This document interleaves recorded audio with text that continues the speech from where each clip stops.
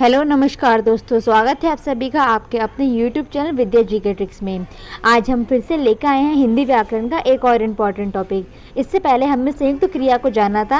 आज हम एग्जाम में पूछे जाने वाले संयुक्त क्रिया के भेदों को जानेंगे, जिससे हमारे एग्जाम में एक क्वेश्चन तो पक्का डेफिनेटली ठीक हो जाएगा। तो चलिए शुरू करते हैं। सबसे पहला और बेसिक क्वेश्चन ये पूछा जाता है कि संयुक्त क्रिया के कितने भेद हैं। तो इसके संयुक्त क्रिया के कुल 11 भेद हैं, आपको अच्छे से याद रखना है। इसके नाम हैं आरंभ बोधक, समाप्ति बोधक, अवकाश बोधक, अनुमति बोधक, नित्यता बोधक, आवश्यकता बोधक, निश्चय बोधक, इच्छा बोधक, अभ्यास बोधक, शक्ति बोधक और पुनरुक्त बोधक। ये कुल 11 भेद हैं जो एग्जाम में पूछे जाते हैं। पहली है आरंभ बोधक संयुक्त क्रिया। तो इस क्रिया में किसी क्रिया के आरंभ होने का ज्ञान हो, वो आरंभ बोधक संयुक्त क्रिया होती है। जैसे मोहन पढ़ने लगा, यहाँ उसके काम का शुरू करने का बोध हो रहा है, इसीलिए आरंभ बोधक है। इसके नाम से ही स्पष्ट है, तो हम इससे आराम से इसके अर्थ को समझ जाएंगे। नेक्स्ट है समाप्ति बोधक संयुक्त क्रिया। तो जिस क्रिया में कार्य की समाप्ति या उसके पूर्ण होने का बोध होता है, वो समाप्ति बोधक संयुक्त क्रिया होती है। जैसे राधा खाना खा चुकी है, मोहन खाना खा चुका है, यहाँ पे कार्य उसने पूरा कर लिया है। नेक्स्ट है अवकाश बोधक संयुक्त क्रिया। तो जिनमें वाक्य को निष्पन्न करने के लिए अवकाश का बोध हो, वो क्रिया अवकाश बोधक संयुक्त क्रिया होती है। जैसे राधा रात को बहुत मुश्किल से आराम कर पाई, राम गाना नहीं गा पाया, वो गाना गा रहा था लेकिन गा नहीं पाया। नेक्स्ट है अनुमति बोधक संयुक्त क्रिया। ऐसी क्रिया जिसमें अनुमति मिलने का ज्ञान हो, जैसे उसे जाने दो, राधा को बोलने दो, मोहन को पढ़ने दो। तो इन वाक्यों से आप समझ रहे हैं कि यहाँ पे अनुमति देने की बात हो रही है, तो यहाँ अनुमति बोधक संयुक्त क्रिया कहलाएगी। तो यहाँ अगर हम संयुक्त क्रिया के नाम को अच्छे से समझ लें तो हम उसके अर्थ को भी अच्छे से समझ जाएंगे। नेक्स्ट है नित्यता बोधक।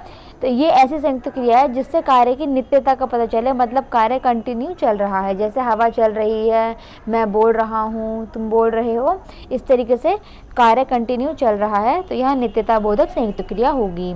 नेक्स्ट है आवश्यकता बोधक।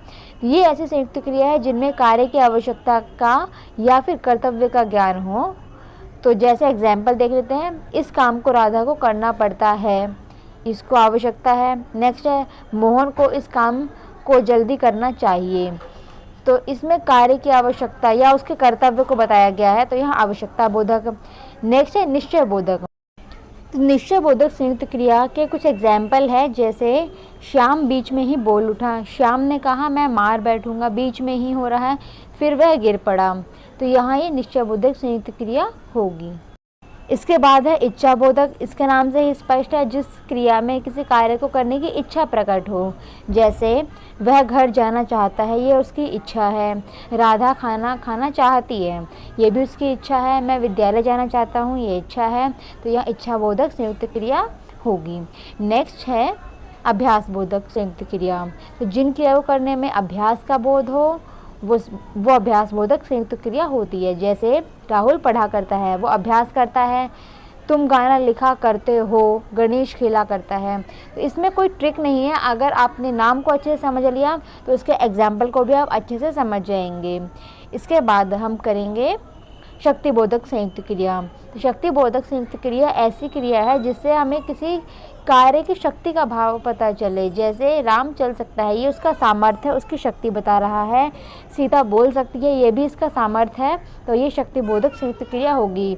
तो यहाँ पे इसके अलावा भी जो एग्जाम्पल होते हैं हम उससे भी समझ सकते हैं, जैसे या आप सभी पढ़ सकते हैं, लिख सकते हैं। तो इस प्रकार ये शक्ति बोधक संयुक्त क्रिया होती है। लास्ट है पुनरुक्त संयुक्त क्रिया। तो जब दो समर्थक सामान्य ध्वनि वाली क्रियाओं का योग बनता है तो वो होती है पुनरुक्त संयुक्त क्रिया। जैसे राम पढ़ाई लिखाई करता है, तो पढ़ाई लिखाई ये दोनों समान ध्वनि वाले शब्द हो गए, तो यहाँ होगी पुनरुक्त संयुक्त क्रिया। ये सबसे ज़्यादा इंपॉर्टेंट है। नेक्स्ट है सीता विद्यालय प्रायः आया जाया करती है। तो आया जाया हम बोल देते हैं, लेकिन इसका मतलब आना और जाना साथ में तो हो नहीं सकता, लेकिन ये दो समान ध्वनि वाली क्रियाओं का योग बन रहा है, इसीलिए व्याकरण की दृष्टि से यहाँ पुनरुक्त संयुक्त क्रिया होगी। तो इस प्रकार हमने 11 प्रकार की संयुक्त क्रियाओं को जान लिया। इससे पहले कि अगर आपने वीडियो नहीं देखी है तो ज़रूर देखिएगा, क्योंकि उसमें हमने संयुक्त क्रिया के बेसिक कॉन्सेप्ट को जाना है, उसके एग्जाम्पल जाने हैं और क्वेश्चन कैसे कैसे बन सकते हैं। मिलते हैं नेक्स्ट वीडियो में। चैनल को सब्सक्राइब करें, लाइक करें, शेयर करें, कमेंट करें। धन्यवाद।